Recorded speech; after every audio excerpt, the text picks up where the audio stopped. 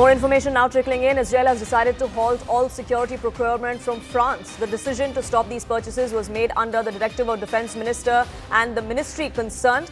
Apart from existing contracts that are still in force, all security procurement from France has been completely halted.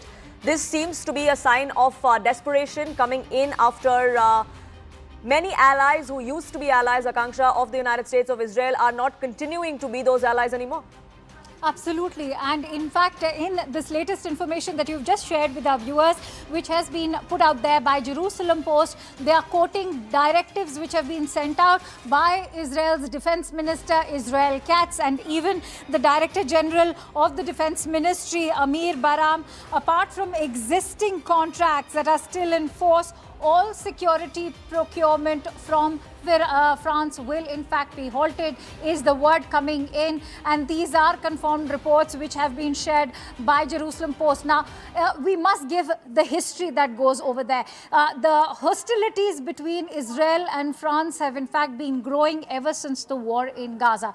Something we also witnessed at the 2025 air show that had taken place in Paris in France, where France had categorically instructed Israel to not put up any stalls which were sort of displaying any kind of offensive weaponry and one that could actually lead to destruction, to which in fact Israel had strongly objected. So we know that this has been in the making for a while, ever since the war in Gaza, not to forget the fact that France has been extremely dismissive of Israel's own foreign policy, especially when it comes to the Palestinian issue. The French president has also very subtly communicated that they are not in favor of this West Asia war, which is what also explains why NATO members, including France, Germany and Britain, have conveniently distanced themselves from this war in West Asia. For how long will they